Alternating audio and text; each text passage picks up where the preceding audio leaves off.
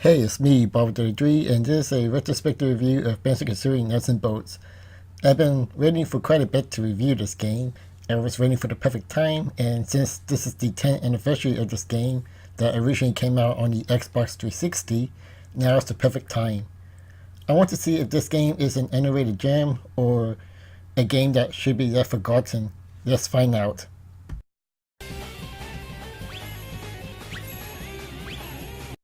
Oh, wow, the backstory on this game could be its own video itself, so I'm going to try to keep this short and I apologize if I'm leaving stuff out.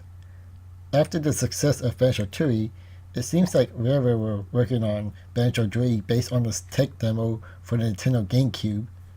A couple of years later, Rare was bought by Microsoft.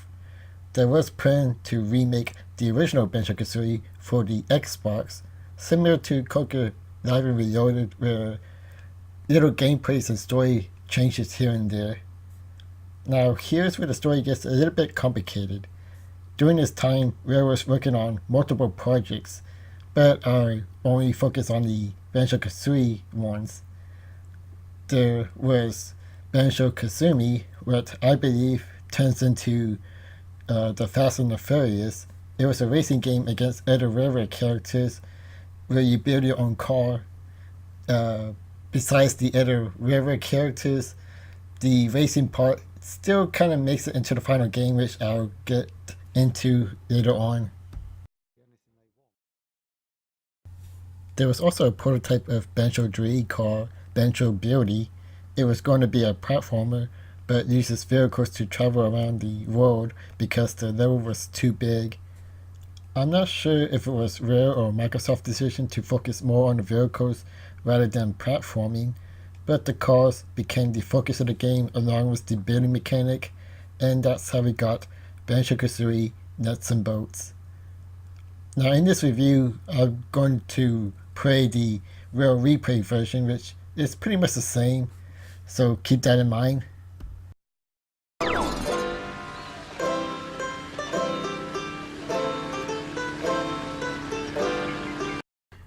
The story begins with a brief recap of the previous Banjo-Kazooie games, then it cuts to our heroes being overweight and lazy.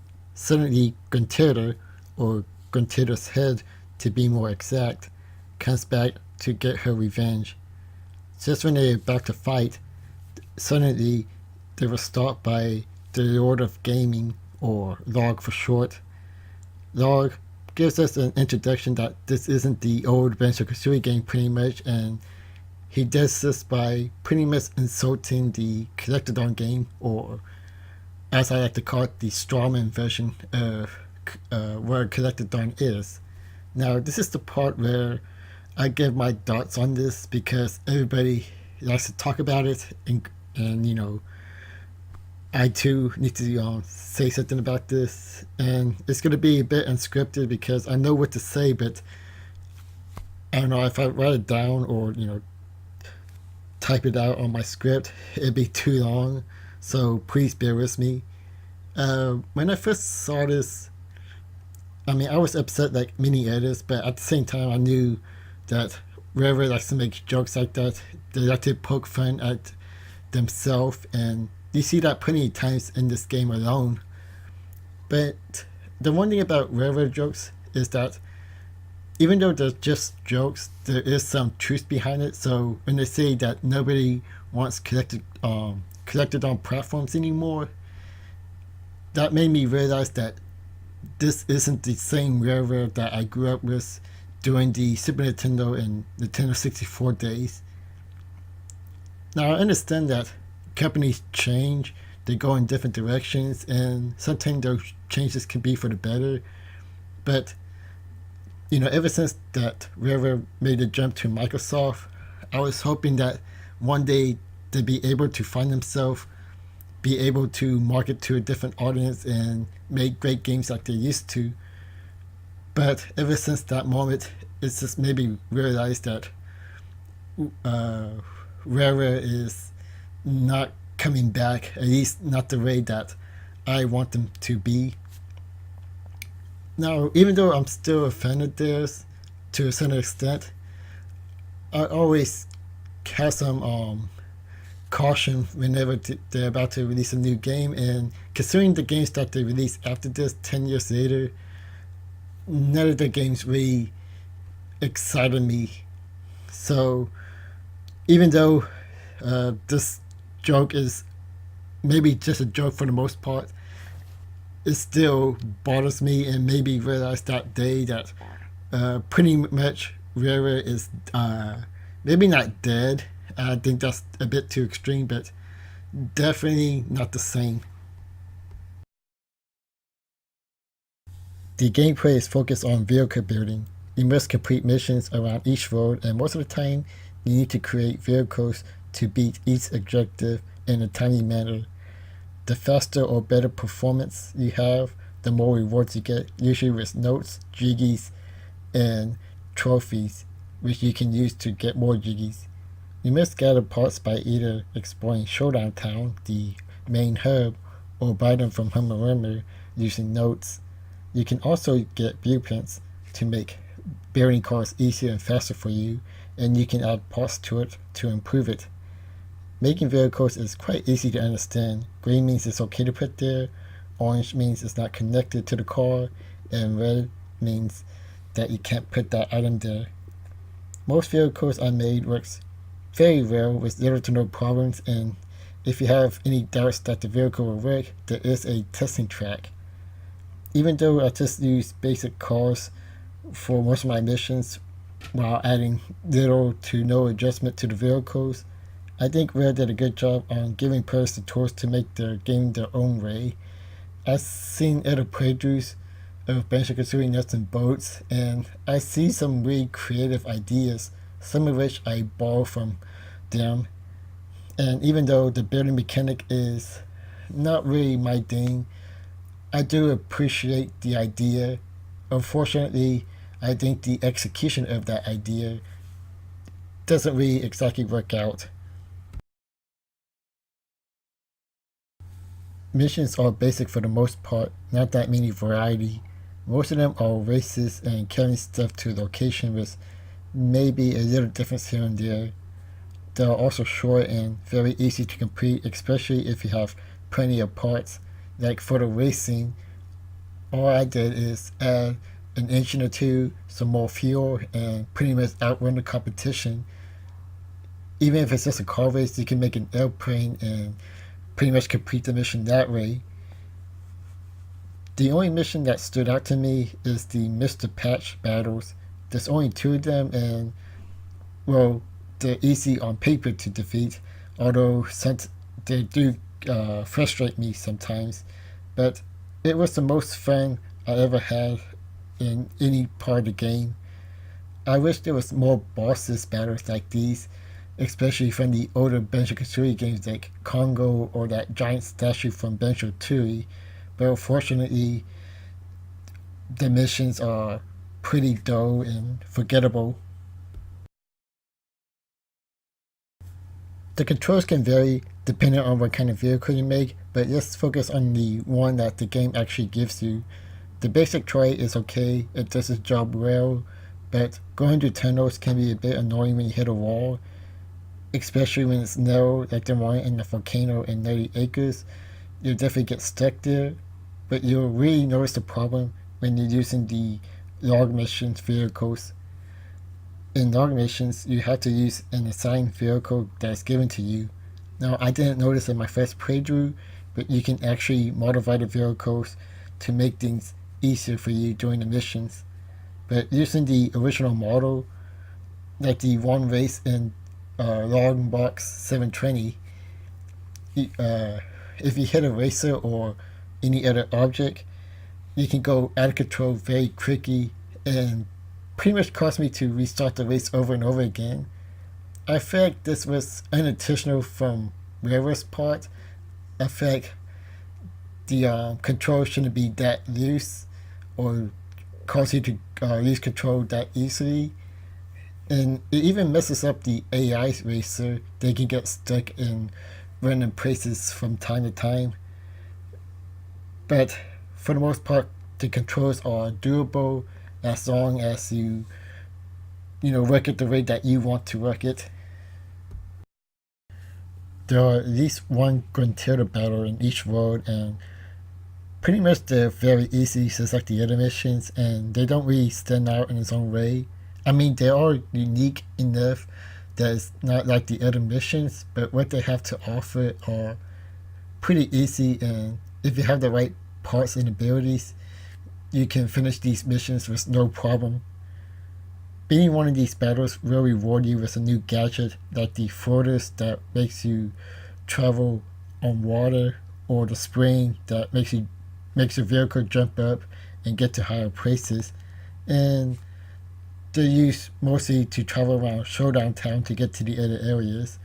These gadgets are pretty useful at the very least, so it is at least a rewarding experience despite being mediocre at best. Each worlds are separated into acts with a certain amount of missions. To unlock these acts, you need to collect jiggies, but it's not enough just to get the jiggies. You have to go deposit them in the center of Showdown Town. First, you gotta go to the vault and put the jiggies in your trolley, then go to the middle of Showdown Town and put it in the bank. Now, for the most part, it sounds tedious, but it's really not, because you can use the warp pad to get to there real quick. But I do think it's unnecessary, and I feel like it's just an extra step that just wastes time.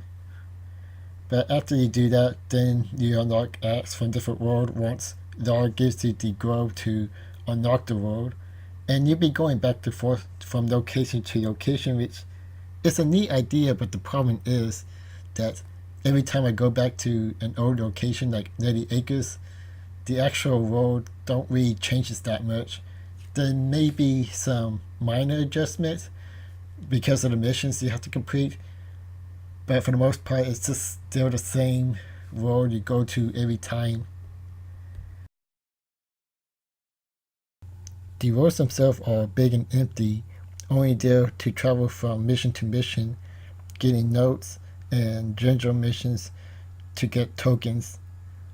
You do meet characters along the way, like Mumbo, Humber, Bargy, and some new ones like Trophy Thomas and Pinkerlet, but mostly just there to give missions, and most of the roles in Showdown Town are pretty useless and unnecessary in my opinion.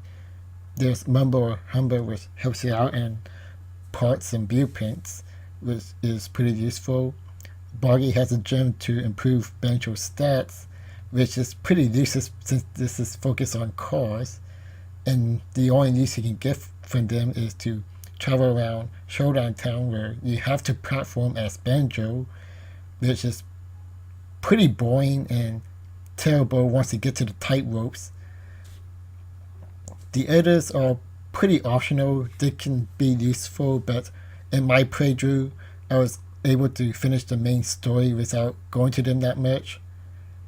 My favorite world is the Lombok 720 and Banjo-Land.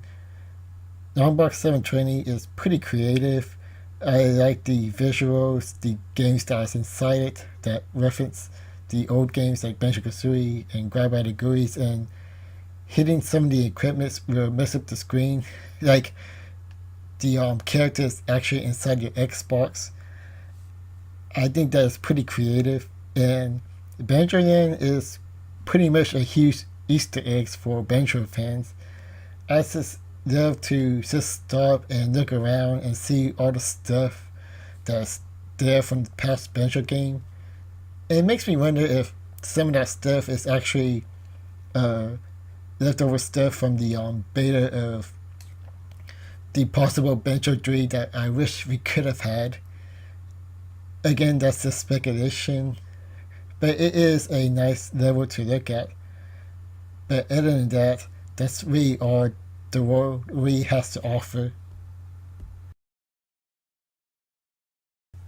While playing this game, I never really had many highs or lows. It was mostly just average.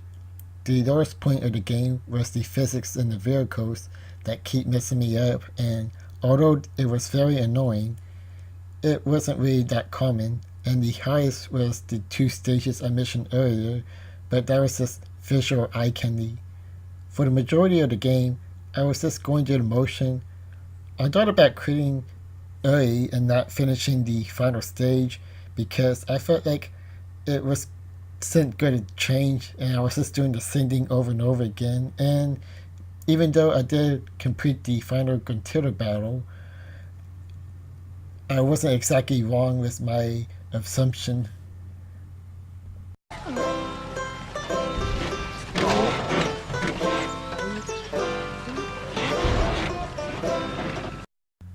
Banjo-Kazooie Nuts and Bolts is not my game. I think it's mediocre at best.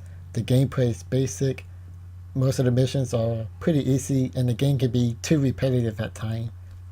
I won't go as far to call it a bad game, at least not the same way people call Sonic 06 a bad game. Maybe more like Sonic Forces, but even that's being too harsh on this game. But the only way you can have fun with this game is the building mechanics, which I didn't care for personally. So if you like games like Minecraft, maybe this game is for you. You know, I've been watching reviews of this game, both positive and negative, and it's interesting how spread they are. Like, the one who likes it thinks it's an underrated gem, while the other just thinks it's a terrible game in general and why it doesn't work.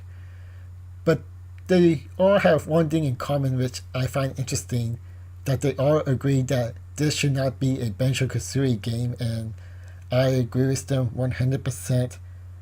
Would the game done better, at least critically? Probably not. Will people remember this game? Again, probably not. But at the very least, I don't think Rare would have been given this much backlash. The game sold very poorly, no surprise there. Lifetime sales may be at 700,000 according to VG Charts, and this is of right now, but I remember the game barely hitting over 300,000 in its first year. Because of those sales, the Banjo-Kazooie series have remained dormant ever since, with the exception of the re-release of the old games on Rare Replay. The chances of seeing a new Banjo-Kazooie game is very slim at this point. Even though Rare is going in a different direction and making games, there are other developers that stepped up to fill the collectathon platform genre. I didn't realize it at first until I watched the post-Mesmeric, sorry if I pronounced that wrong, review of Banjo-Kazooie Nuts and Bolts. Pretty much he mentioned that after the backlash of Banjo-Kazooie Nuts and Bolts, small developers stepped up to the plate like Gears to Breakfast game, A Hat in Time. This also Frees Me, another Kickstarter project that was successful. And of course the spiritual successor itself, Ukulele, made by Platonic, which consists of old Rare developers. Even Mario is getting back to the collectathon platform a little bit with Super Mario Odyssey, which was highly successful. And with the success of all these games, even though some of them may not be critical success, maybe Rare and Microsoft will give the collectathon platform a try with Banjo-Kazooie. Of course, this is just wishful thinking on my part, but hey, it's possible. Hey, it's me, Bobbert, and thank you for watching my video. Sorry this took a while to get up, but I really want to take my time to pretty much examine this game and give my actual thoughts on it. It was a long time coming, and finally I was able to complete it and actually give my thoughts out there. For those who want to watch some more Rare Retrospective, there's a playlist in my channel, so go check that out. And some other games is on there too, mostly Sonic related. And if you want me to tackle another Rare game, say so in the comments below. Which one do you want to see me tackle next? So this is me, Bobbert, and I catch you guys later.